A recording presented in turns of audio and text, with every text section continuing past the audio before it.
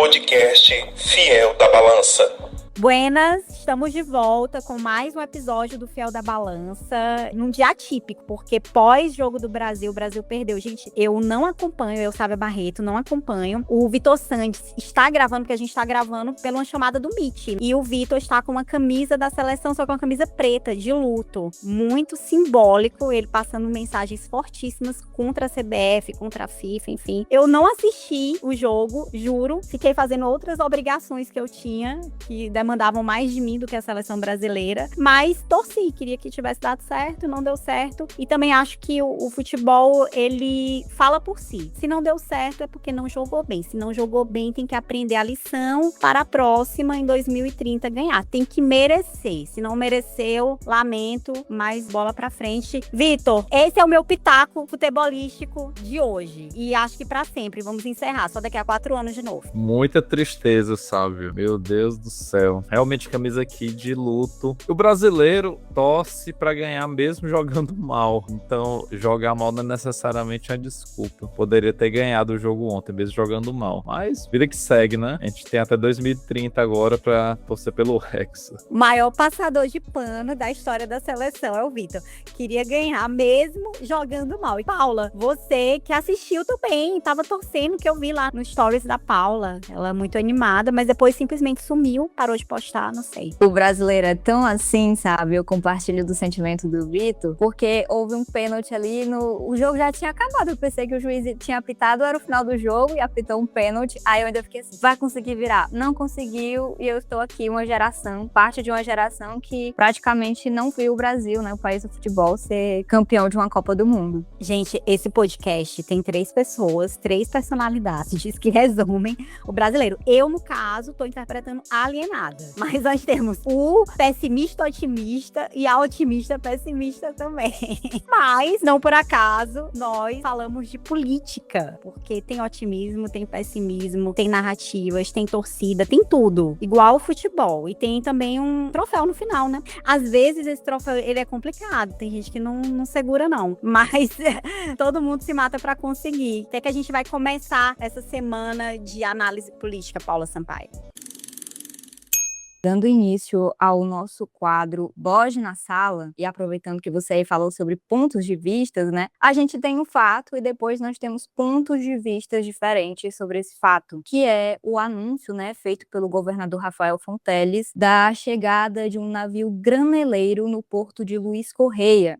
Piauí fazendo história. A história do Piauí sendo feita. Mais de 100 mil toneladas vão ser colocadas num único navio. Bem histórico aqui. O próprio governo do estado, no anúncio que fez do desembarque desse navio, fala que é a primeira embarcação em 116 anos que fez esse tipo de operação no porto de Luiz Correia. E aí a gente tem todo um simbolismo por trás também de postagens que o governador Rafael Fonteles fez no seu perfil do Instagram. Ele foi lá pessoalmente, envolto de uma bandeira, conversou ali com os operadores que estavam lá. E logo em seguida também a repercussão na mídia, né, uma fala do senador Ciro Nogueira, que afirmava de que quando a embarcação chegasse ao porto, ele iria a pé no Palácio de Karnak pedir desculpas ao governador Rafael Fonteles.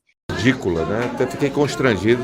Rafael parecia o Odorico Paraguaçu naquilo ali, com aquelas promessas lá do bem-amado, pelo amor de Deus, aquela coisa ridícula do navio a 25 quilômetros. Vamos relembrar o que é que eu prometi, que no dia que se encostasse um cargueiro lá no porto, coisa que não aconteceu, eu acho que o governador devia ele sair do Karnak e me pedir desculpa. Aliás, tem que pedir desculpa ao povo do Piauí por passar tanto constrangimento para o nosso povo. E a partir daí se começou uma disputa de narrativas. De fato, o porto de Luiz Correia está na ativa. E eu pergunto para vocês se vocês observaram, né, esses diferentes pontos de vista e o que é que a gente pode analisar aí da comunicação tanto do governo do estado quanto da oposição. Sabe, eu vou tomar um pouco à frente para falar sobre esse assunto.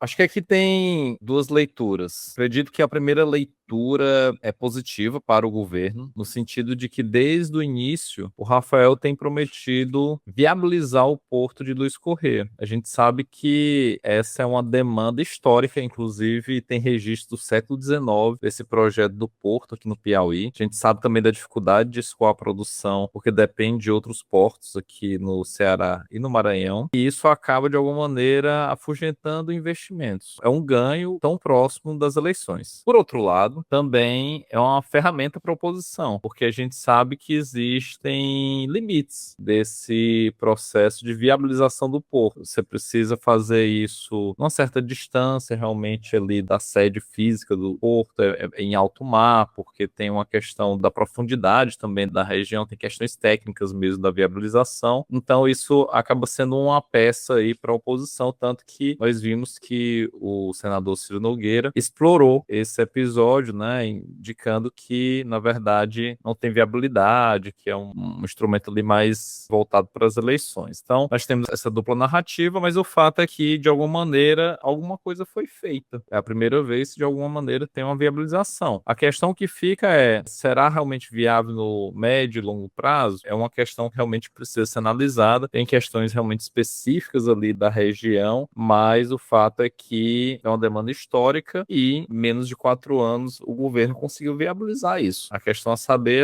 qual a narrativa que vai vencer nesse momento. A oposição tem apostado em fazer críticas em relação à questão do porto, em relação à questão do hidrogênio verde, e outras iniciativas têm sido aí promessas do governo Rafael, mas até o momento não tem abalado a sua boa avaliação junto ao eleitorado piauiense. Eu penso que, na verdade, em toda essa questão de enquadramento, e aí eu não vou entrar nos pormenores da parte técnica, tem que chamar um engenheiro para vir aqui comentar, mas dentro da comunicação, o que a gente enxerga é que muitas políticas elas são invisíveis. Então, assim, você faz uma reforma administrativa, é invisível, moderniza processos, enfim, tudo isso é invisível para o eleitor. Até mesmo uma obra de saneamento básico, que é super importante, que define a saúde das pessoas, ela costuma ser invisível e não tem esse reconhecimento através do eleitor, ou pelo voto, enfim, é mais perceptível para o eleitor, por exemplo, uma estrada. Mas um navio não, né? Um navio, ele é visível. Então, mesmo que existam questões e dúvidas que a oposição levanta, e esse é o trabalho da oposição, existe uma construção simbólica do espetáculo político que o Rafael consegue fazer com essa, vou botar assim, entre aspas, inauguração, né? Ou pelo menos uma nova fase, uma fase em que o porto, ele se mostra operacional em algum nível, e aí tem um escalonamento, né? Pelo que eu entendi. A política, ela não opera só com decisões materiais, ela opera com símbolo, com imagem, com cerimônia, com acontecimento público e com essas narrativas, né, que a gente tanto tem falado. Então, existe uma disputa entre o grupo do governo e o grupo da oposição pelo monopólio da nomeação legítima, ou seja, quem pode nomear a realidade. O poder político é o poder de nomear a realidade.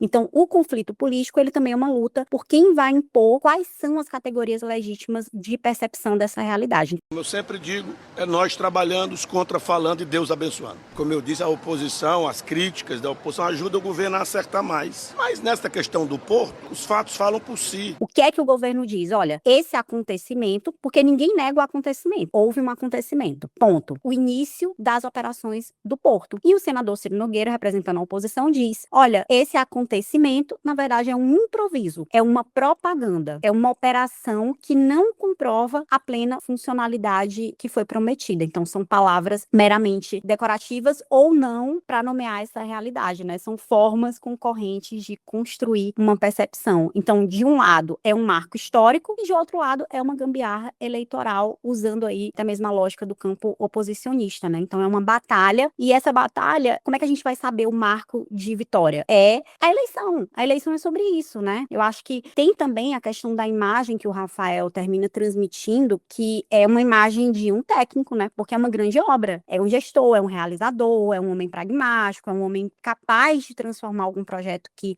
tenha sido gestado longamente, como você falou bem, Vitor, e foi bastante adiado, em resultados concretos. Mas o Ciro, ele constrói para si, e ele está numa campanha importante, lembrando que o candidato da oposição ao governo é o Joel Rodrigues, pelo Progressistas, mas o Ciro, ele ocupa esse papel de fazer as críticas mais contundentes no lugar do Joel. O Joel faz mais aquele trabalho de ser um candidato mais acessível, mais simpático, então eu percebi que tem aí até uma dissociação entre quem bate e quem não bate. E o Ciro faz um papel de político experiente, né? Ele é o grande cara de Brasília e que circula bastante, que diz, olha, eu sei como é que isso funciona de verdade. Então, o Rafael incorpora essa entrega, mas o Ciro traz essa desmistificação, como se ele estivesse ali abrindo os olhos do eleitor e por outro lado, o Rafael diz, olha, abrindo os olhos do quê? Eu tô mostrando para vocês uma entrega. Para finalizar e passar de volta para você, para Paula, pra gente arrematar, tem uma teoria da comunicação chamada Agenda 7, e ela é bem básica. Basicamente, ela diz que a comunicação influencia fortemente sobre quais temas o público pensa. Então, é uma teoria clássica, né? Tem outras teorias que vieram depois, mas o ponto é, esse assunto ele passa a ocupar, porque tem a mídia tradicional, tem as redes sociais, as pessoas começam a ter opinião sobre esse fato, esse acontecimento, esse episódio. As pessoas estão pensando sobre isso. A mensagem chegou nelas. Mesmo a mensagem da crítica. Quando a oposição critica, ela não deixa de dar uma agenda que é um tema e um ponto do adversário. Então, você reforça, dá uma visibilidade maior a um tema do adversário. E o que o grupo da oposição quer fazer é dizer, olha, a gente não quer falar do Porto, a gente quer falar que tem propaganda demais, que essa propaganda é enganosa. A gente não quer que as pessoas se perguntem se o Porto começou ou não a operar, mas sim se o governo está, entre aspas, aqui enganando o eleitor. Mas eu acho que, na verdade, nesse momento, com as fotos e as imagens que foram divulgadas, o eleitor talvez não pare, de fato, para fazer um grande questionamento sobre o tamanho do porto, a profundidade. Ele viu o navio, né? E essa imagem fala muito, Vitor e Paula. Eu achei muito simbólico também o governador Rafael Fonteles, para além dessa imagem de gestor, nas postagens que ele fez na rede social, eu percebi que ele buscou humanizar também, trazendo até o projeto do Porto como algo pessoal dele, né? Nos vídeos divulgados ele aparece ali, envolto da bandeira, em algumas imagens, mais ou menos como uma imagem de quem está emocionado. E eu lembro que, enquanto repórter de política, no início da gestão de Rafael Fonteles, eu participei de diversas solenidades de lançamento, onde o governador frisava que aquelas solenidades estavam acontecendo para explicar para as pessoas que existia aquele projeto, que aquele projeto estava em andamento, em processo, e determinar também, em algumas situações, prazos e etapas. E eu vejo que há uma construção da oposição em torno disso, de demonstrar que esses projetos eles foram lançados, mas eles não estão nessa narrativa da oposição sendo concluídos ou feitos, e do governo do estado há uma construção também de narrativas de desconstruir essas posições feitas pela oposição. E aí o eleitor fica confuso, há também questões de ideologia ou do que as pessoas já estão predispostas a acreditar ou não. Vitor, eu penso que uma das questões delicadas do governo Rafael Fonteles é justamente o que a Paula trouxe pra gente, né? As grandes obras, né? Rafael trouxe o hidrogênio verde, essa questão do Piauí se transformar num polo de, enfim, tecnologia, o porto, e acho que mexeu ali na autoestima do piauiense, né? Fez o piauiense sonhar. Mas quando a gente sonha, a gente quer a concretização, né? O sonho é um desejo, uma vontade de que aquilo aconteça. Eu apurei com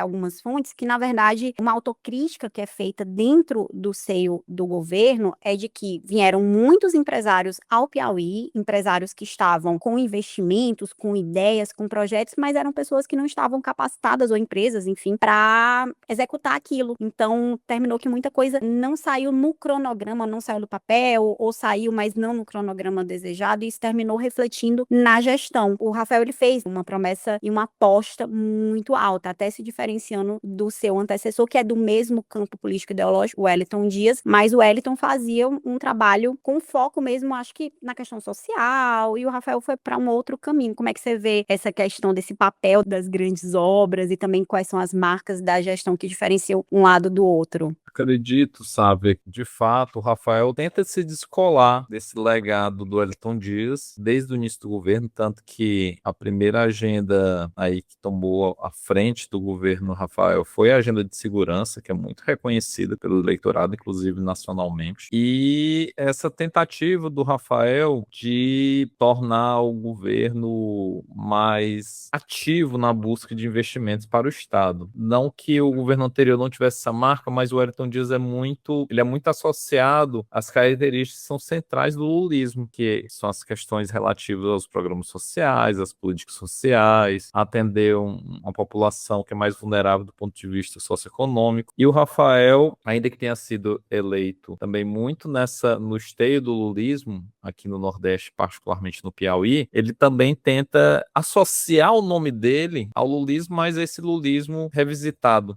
Olha, eu não tenho dúvida, eu acho que ele vai quebrar o recorde histórico aqui no Piauí, poderá chegar à casa de 80% dos votos válidos. Estou muito animado, acredito que nos outros estados do Nordeste, um ou outro pode ter alguma diferença, mas a maioria o presidente Lula vai manter ou ampliar a votação que teve em 2022. E sem dúvida, os nomes experientes, como é o do ministro Wellington e de outros ministros e líderes do nosso partido, do nosso campo democrático popular, irão contribuir muito para essa eleição, que certamente será uma eleição acirrada.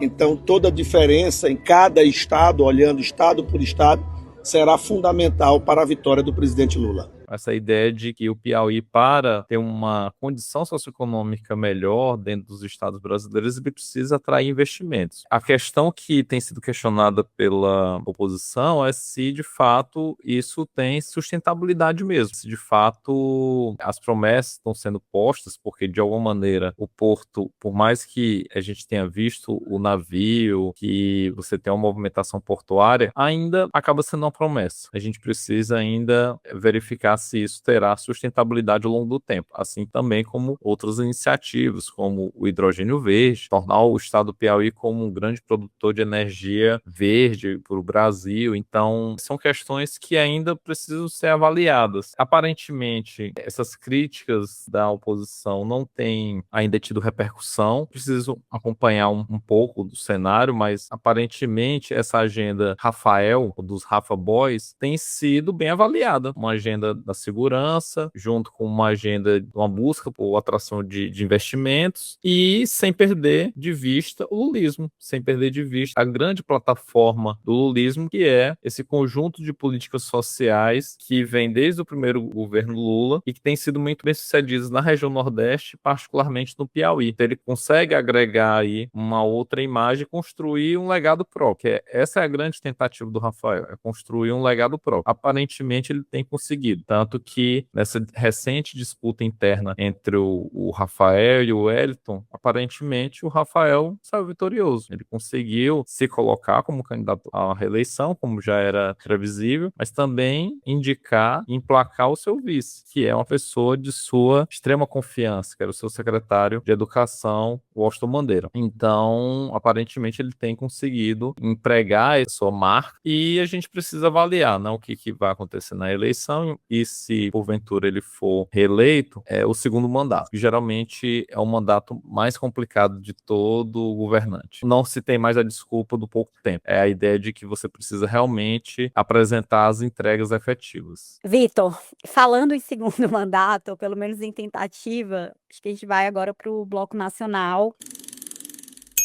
Temos uma pesquisa recente, Datafolha, traz um quadro do comportamento do eleitor, do que pensa o brasileiro sobre diversos temas. Um brasileiro, talvez, eu vou botar talvez, porque depois eu vou fazer o meu comentário, pelo menos se declarando mais à direita, mais punitivista, mas não totalmente disposto a abrir mão da proteção do Estado e como que isso vai refletir no pleito desse ano, que a gente já está praticamente, agora que acabou a Copa. Para o brasileiro, a Copa segue, né? Mas o brasileiro tá meio triste aí. A gente vai ter um foco maior nesses temas eleitorais. Paula, me dá esse panorama, né, dessa Datafolha e por que a gente vai comentar ela como pano de fundo aí para os próximos passos também de Lula e Flávio Bolsonaro nessa disputa nacional. Sabe, outro dia eu vi uma matéria que estava se analisando até se o Brasil fosse campeão ou derrotado, como isso implicaria nas eleições. A sorte é que a gente tem também aqui essa pesquisa que você citou, da Datafolha. Ela foi realizada nos dias 17 e 18 de junho, avaliando um termômetro da população brasileira em diversos tópicos, né? Foram ouvidas mais de 2.000 pessoas em 139 municípios, a margem de erro de 2 pontos, para mais ou para menos, e o nível de confiança de 95%. E eu acho que um dos principais tópicos dessa pesquisa que você já citou é como os brasileiros têm se identificado, né? Esse levantamento da Datafolha aponta que 44% da população do Brasil com 16 anos ou mais, ou seja, eleitores, se enquadram na direita ou centro-direita, enquanto 39% se identifica como esquerda ou centro-esquerda e outros 17% foram classificados como de centro. É uma pesquisa bem extensa, ela tem diversos outros tópicos que a gente pode abordar aqui, e essa questão do posicionamento acaba interferindo nisso também, né? Como, por exemplo, 50% dos brasileiros preferem pagar menos imposto a ter serviços públicos, também vem questões como a homossexualidade. E em outro tópico, a gente tem também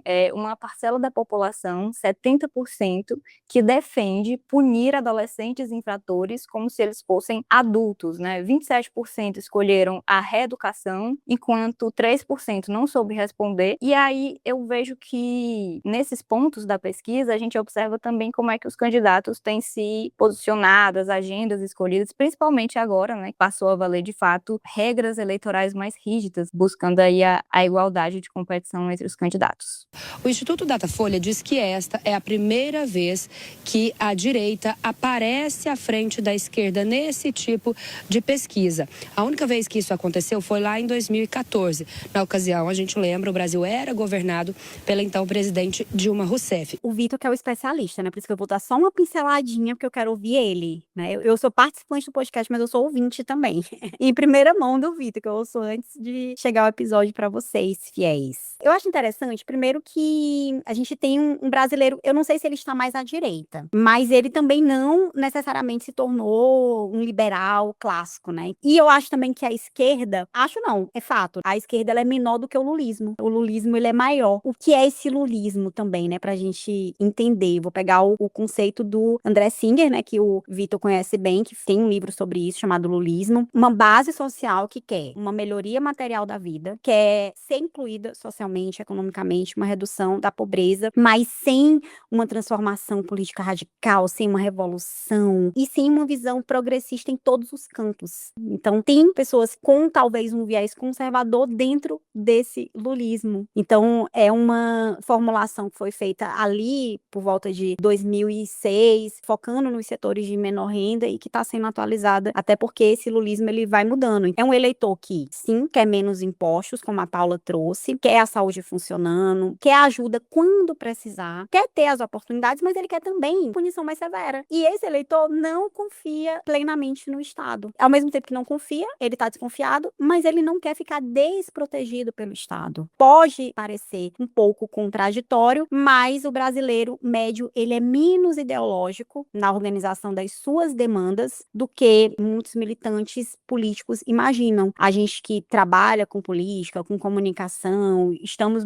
consumindo notícias o tempo todo, a gente tem uma percepção um pouco distorcida do macro. Então, por isso que é importante analisar esses dados e entender que alguém pode defender o SUS e também defender redução de imposto, que pode apoiar o Bolsa Família, mas também essa mesma pessoa que apoia o Bolsa Família, que pode ser inclusive um beneficiário do Bolsa Família, pode ser a favor de uma redução da maioridade penal. Para falar também da redução da maioridade penal, que segue com amplo apoio da população brasileira, é o que mostra uma pesquisa divulgada pelo Datafolha. 79% dos entrevistados são favoráveis, então, à proposta. Pode votar no Lula para presidente e um governador de direita, como o Tarcísio de Freitas, que a pesquisa Datafolha também traz sobre a eleição de São Paulo, e pode votar no governador de direita. Vota no Lula e vota no governador de direita. Você pode rejeitar um partido, por exemplo, tem gente que rejeita o PT ou a esquerda, mas gosta de uma política pública daquele partido, né? Então, eu penso que, Vitor, como é que tá essa competição política, né, ideológica, e também a questão do personalismo, né? Porque a política brasileira é muito personalista. Então, quando a gente fala de campos políticos, eles perpassam sobre quais são as lideranças políticas naquele momento que estão mobilizando esses afetos, né? Porque são essas lideranças, e aí de maneira inequívoca, Jair Bolsonaro e Lula, que têm a capacidade de organizar esse campo político. No caso, Lula pela esquerda, Bolsonaro ainda pela direita. Tem muitas camadas essa discussão. Eu acho que primeiro a gente, como você bem falou, em relação à ideia de ser de direita ou esquerda no Brasil. Primeiro, existe esse autoposicionamento como rótulo. É o que é ser esquerda e o que é ser direita. Tanto que o Instituto Quest trabalha com uma ideia de bolsonarismo e lulismo, e esquerda não lulista e direita não bolsonarista. Uma forma de organizar um pouco, até de maneira matéria didática para quem está acompanhando o resultado das pesquisas. Isso é muito criticado também dentro da ciência política, porque tradicionalmente se costuma utilizar realmente direita e esquerda, e a gente sabe que tem uma adesão grande entre direita e bolsonarismo, esquerda e lulismo. Bem, isso é dado. O fato é que no Brasil nós temos essa auto-identificação ideológica, que não necessariamente significa que os brasileiros compram todo o pacote. O que significa ser esquerda? Então, no cerne da questão, é a ideia de que as desigualdades não são naturais, elas são socialmente construídas e cabe ao Estado resolver essas desigualdades. E do lado da direita, historicamente, essa desigualdade ela é natural e que o Estado não tem que interferir nessa seara, porque aí predomina a meritocracia, os indivíduos eles podem resolver isso no campo do mercado. Então o Estado não tem que intervir tanto nisso. Então você tem essas diferenças aí que são de princípio, mas você tem complexidades nessa autoidentificação. Por exemplo, o brasileiro, ele ao mesmo tempo que quer mais Estado, quer mais SUS, quer mais estradas, ele ao mesmo tempo quer mais mercado, quer mais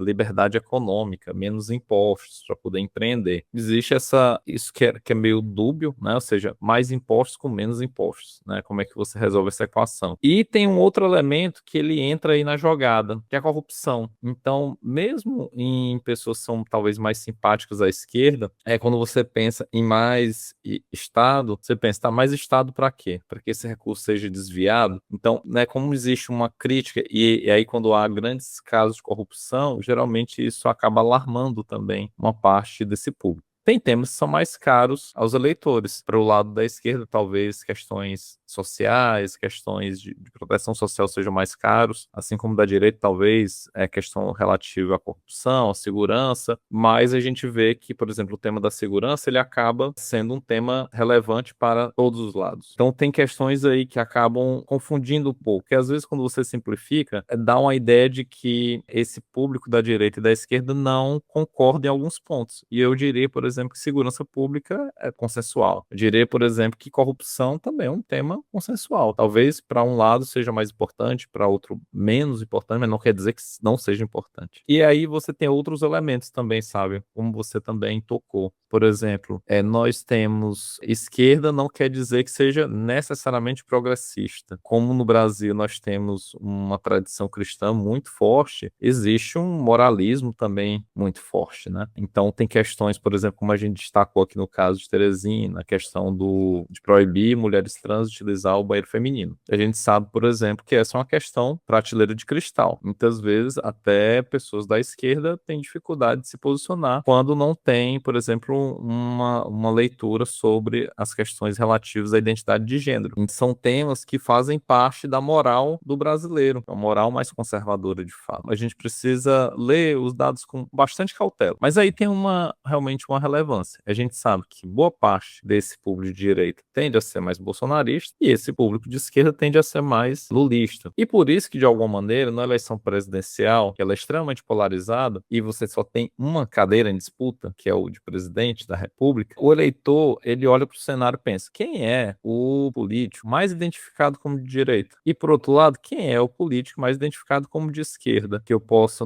E dentro daquela esquerda que eu entendo que é a esquerda que eu me identifico. E aí, por isso que você tem Lula e Flávio Bolsonaro liderando as pesquisas. Isso não é por acaso. Tem uma construção histórica dessa esquerda. Por exemplo, o fato do PT, historicamente, ter moderado e caminhado mais para o centro, também viabilizou eleitoralmente o PT. Porque o eleitor de esquerda brasileiro, na sua grande medida, ele não é de extrema esquerda. Ele é um de esquerda que, de alguma maneira, entende que é importante ter a participação no mercado, é mais conciliatório com o capitalismo. Ele não é contra o capitalismo, necessariamente. Tem pessoas que se identificam com a esquerda que são mais revolucionárias? Sim, mas não é a maioria. Então, estrategicamente, o PT foi caminhando mais para o centro. Assim como também a direita caminhou mais para a direita, porque aquela direita mais moderada do PSDB dos anos 90, anos 2000, não gera identificação com esse brasileiro, principalmente o brasileiro pós-2013, né, com o brasileiro que se tornou um pouco mais à direita. E as pesquisas de opinião têm mostrado isso, não é só o Datafolha, mas tem um estudo bem importante, só para finalizar, que são os estudos eleitorais brasileiros, que é o ESEB, que é organizado pela Unicamp. exemplo. É super importante esse estudo. Você tem ondas de pesquisa aí desde 2002,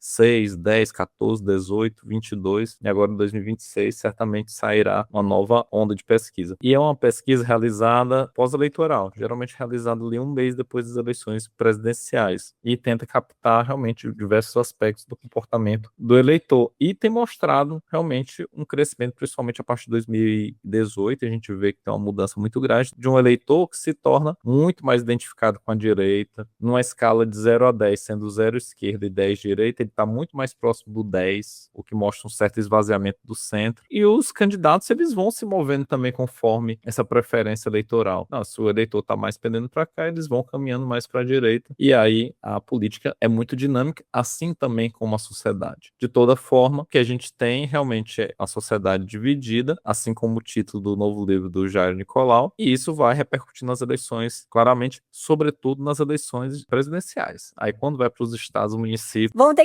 Vamos voltar, o ouvinte volta para o primeiro bloco, que a gente falou de eleição de governo. Vitor, aulas e aulas, né? Só isso, só digo isso. Antes da gente ir para o final, né, para as nossas dicas, eu queria só pontuar um dado na questão da segurança. 70% favorável a tratar adolescentes infratores como adultos. E tinha ainda uma pesquisa anterior que o apoio à redução da maioridade penal chegou a 79%. Ou seja, isso inclui diferentes segmentos eleitorais. Então, o punitivismo, ele ultrapassa a divisão partidária convencional. Então, é uma demanda social transversal e a direita tem conseguido representar discursivamente com mais facilidade essa demanda. Então, é um grande desafio para o presidente Lula, porque não são apenas os eleitores de direita que querem um endurecimento penal. É uma demanda ampla por uma autoridade, por punição. Os atores, né, de direita, eles têm uma facilidade maior, simbólica, inclusive, para reivindicar a propriedade sobre esse tema. Mas eu acho que vai render aí outras conversas pra gente. Paula. Só uma pontuação sobre essa questão da segurança, que a gente vê como uma grande pauta para a população brasileira. E aí, pesquisando aqui, eu vi um levantamento que também foi feito pelo G1 sobre as agendas do presidente Lula, né? Eles fizeram uma análise de 22 dias, a agenda do presidente, 47 compromissos, algo que a própria matéria destaca que, embora a segurança esteja entre as principais pautas da população brasileira, a maior parte das agendas do presidente Lula são compromissos relacionados à saúde. E esses compromissos, principalmente ali na região de São Paulo, né? Que a gente tem também a questão da pesquisa em torno do Tarcísio e da aprovação dele. E aí entra a questão do eleitorado, né? Dessa divisão geográfica. Acho que depois a gente pode até trazer isso, né, Vitor? O eleitor do Nordeste, que já é um eleitor fiel ao lulismo, mas que também existe um crescimento da direita no Nordeste, os grandes colégios eleitorais, porque esse foco por São Paulo, porque tem muito voto em São Paulo, né? E o voto do interior de São Paulo é um voto mais à direita, da capital é um voto mais progressista, mas isso vai mudando também de acordo com as eleições, o comportamento do eleitor. O eleitor vai envelhecendo, o eleitor vai morrendo, tem muita coisa acontecendo e a gente tem que entender que isso reflete no comportamento, né? Pode ter um eleitor, por exemplo, de direita, bolsonarista, mas que não está engajado para sair de casa para votar no Flávio Bolsonaro, por exemplo, né? E aí isso vai alterar o voto ali final na urna. Uma coisa é a declaração e outra coisa é fazer as pessoas saírem de casa para votar. Mas esse assunto é interminável. Assim como são intermináveis os filmes, as séries, os livros, as peças de teatro, tem muita coisa.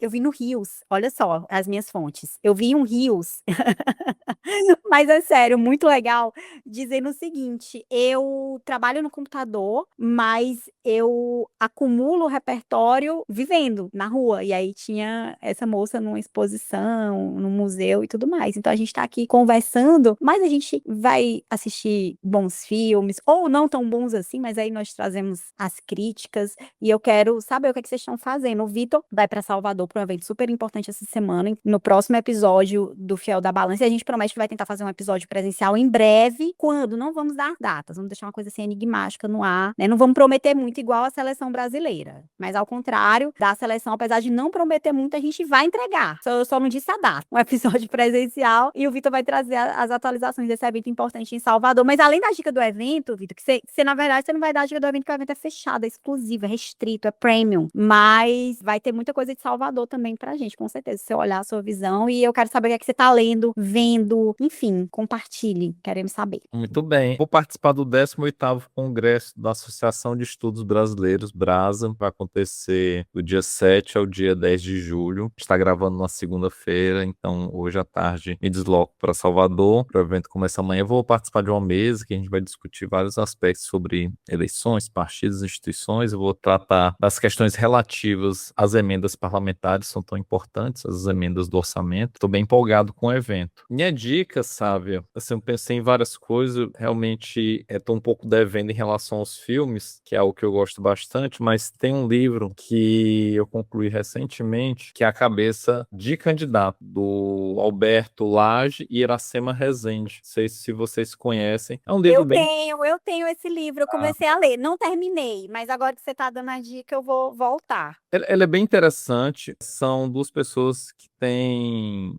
bastante experiência com pesquisa eleitoral, inclusive com pesquisas qualitativas, que é algo que eu gosto bastante. Eu acho que tem uma importância no momento eleitoral, não só as quantitativas. Muitas vezes nossa atenção se centra nas pesquisas quantitativas, nas porcentagens, nos padrões, nas mudanças, mas a pesquisa qualitativa, ela traz elementos subjetivos, questões simbólicas, e eles têm uma experiência bem importante nesse tipo de pesquisa. E aqui eles detalham um pouco mais, a partir de algumas experiências que eles tiveram em campanhas anteriores, alguns problemas e possíveis soluções, como você constrói um determinado candidato, como é que você apresenta esse candidato ao eleitor, quais são as estratégias de comunicação, as estratégias de marketing e como que isso pode impactar no eleitor, principalmente na construção da imagem do candidato. Acho que é muito importante, principalmente para quem trabalha diretamente com marketing político, não é a minha área de atuação, mas como cientista político é muito importante entender a construção dessas figuras. E aí o livro começa provocando assim, a gente pensando nesses grandes nomes da política brasileira, né? Como Getúlio Vargas, Juscelino Kubitschek, inclusive nomes da direita, como o próprio Carlos Lacerda. Só que nós temos outros nomes. A gente discutia mesmo hoje, por exemplo, em relação à construção do Rafael Fonteles como um grande nome da política estadual, após Wellington Dias, após 4 mandatos. Então, você tem essa construção, tem todo um trabalho aí dos marqueteiros, mas também tem muito estudo, inclusive no campo da psicologia, para entender como funciona a cabeça do candidato, mas também como funciona a cabeça do eleitor para que se construa candidatos que sejam mais antenados a essa dinâmica que a gente tanto comenta, né? Esses eleitores que mudam, gerações, né? Que vão passando gerações, tem outras formas, outras demandas, outras visões de mundo. Eu acho curioso, porque é o seguinte, quem trabalha com política, né, ou você não gosta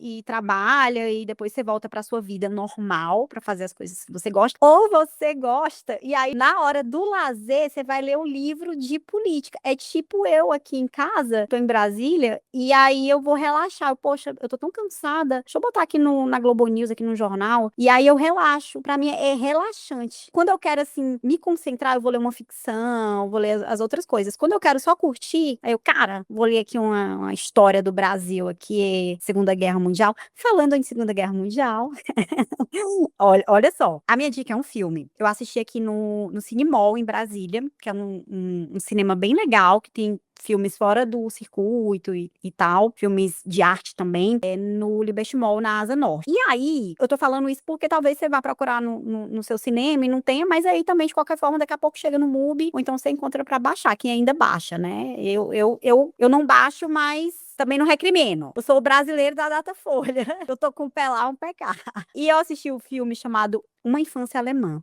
Gente, esse filme eu chorei. Eu não sou de chorar, né? Mas uma boa arte realmente nos emociona. E qual é a história? A gente tem um menino alemão no final da Segunda Guerra Mundial. A gente já tá ali nos últimos dias e a família dele é nazista. E a mãe ela tem um bebezinho, né? A irmãzinha dele, e ela fica ali mais ou menos numa depressão pós-parto, e ela fala que ela não quer comer, e a única coisa que ela comeria seria um pão branco com manteiga e mel. E esse menino fica louco atrás dos ingredientes, porque simplesmente não tem manteiga, não tem mel, não tem farinha, enfim, não tem nada para fazer esse pão. E nessa busca pelos ingredientes para poder fazer a mãe feliz, ele percebe muitas coisas, né? Primeiro que o amor não torna uma pessoa moralmente correta, né? A gente pode amar profundamente pessoas cujas ideias possam ser indefensáveis, né? E é o caso desse menino, porque ele passa a enxergar a mãe dele, mas ele não deixa de amar ela, né? É a diferença entre o amor e a adesão. É uma maturidade do personagem. Então a gente vê esse menino amadurecendo. E às vezes crescer é você perceber que os adultos, eles não sabem o que estão fazendo, muitas vezes. Então a gente tem essa ilusão, né? Quando a gente é criança, que os adultos conhecem todas as regras do mundo. Depois a gente percebe, né, que eles mentem, que alguns acreditam nas próprias mentiras, que, enfim, tem todas essas questões. E tem muitas pessoas aí, no caso da Segunda Guerra Mundial, nesse contexto, pessoas que se beneficiaram, pessoas que resistiram, pessoas que se adaptaram. Então, é um rito de passagem, que não é um rito de passagem como muitos filmes, né, que mostram essa passagem da infância romântica, profissional, mas, na verdade, é moral. Então, a infância, ela termina ali no momento em que você percebe que a autoridade dos pais e a verdade, elas não são a mesma coisa. E tem tudo a ver com política, tem a ver com amor, com afeto, com família, com psicologia, mas não é aquele nazismo dos grandes discursos. Você não vê ali Hitler, não é nada disso. É uma criança que começa a olhar para a própria família de uma outra maneira, e a gente vê o Estado, o poder desse Estado, não só nas instituições, mas nas relações cotidianas, nas maneiras que a gente tem de enxergar o mundo e as marcas que isso deixa na gente, né? E como a ideologia se reproduz. Então, assim, o filme é bonito, as imagens são lindas, imagens, assim, realmente o trabalho do diretor de imagem maravilhoso, e realmente a atuação da criança é demais. Então, o nome do filme é Uma Infância Alemã. Se tiver no cinema da sua cidade, você assiste, por favor. E se não tiver também, busca assistir online ou deixa chegar no streaming, porque é maravilhoso. Fica a dica. Me convenceu, Sábia Barreto, já quero. E só abrindo parênteses aqui, que a Sábia falou que quem trabalha com política é viciada em política, a Sábia fica mandando rios pra gente no Instagram sobre política, sobre memes. Então, o vício é tão grande. A minha dica, gente, é um livro do professor Marco Schneider, da UFRJ, A Era da Desinformação, Pós-Verdade, Fake News e Outras Armadilhas. Eu comecei a ler esse livro e eu não consegui mais parar de ler ele até terminar, porque ele traz conceitos sobre desinformação, sobre fake news, do ponto de vista histórico, e também análises muito interessantes, num ponto onde ele chega a trazer a mentira, por exemplo, como uma estratégia própria da existência, tanto da raça humana quanto de animais. Por exemplo, nós temos animais terrestres ou aquáticos que usam da camuflagem para se desviar de outros animais, para evitar serem mortos. São estratégias próprias. Mas o ponto alto do livro é quando ele traz aqui conceitos e explicações para que a gente diferencie aquela mentira, a fake news, que ela é mais inocente, como, por exemplo, a sua mãe compartilha com você um link de uma fonte desconhecida para você tomar cuidado com o fone de ouvido, o Bluetooth que causa câncer, ou então o carregador que vai explodir, para aquela fake news de má fé, que ela é usada para construir uma narrativa, um discurso e mover eleições e narrativas nas redes sociais, como a gente tem visto nas últimas eleições. É um livro que eu gostei muito e eu indico para qualquer um que queira saber mais sobre desinformação e fake news. Gente, realmente, a gente é muito chato. A Paula estuda desinformação. Aí o hobby dela é desinformação. O Vitor, professor de ciência política. Hobby, vou ler um livrinho aqui. E eu tenho uma obsessão positiva pela Segunda Guerra Mundial, porque tem muita coisa pra gente aprender. A Paula está rindo, gargalhada, gente, aqui, mas tudo bem. Eu não vou levar como bullying, não, tá, Paula? Segunda Guerra Mundial é muito interessante, viu? Muito interessante mesmo, né? É porque é o meu hiperfoco, não. Vamos encerrar por aqui. Gente, até semana que vem, né? Vai dar certo semana que vem. A gente entrega esse episódio. Pronto, temos um episódio. Tchau, tchau. Tchau, tchau, vem aí. Podcast Fiel da Balança.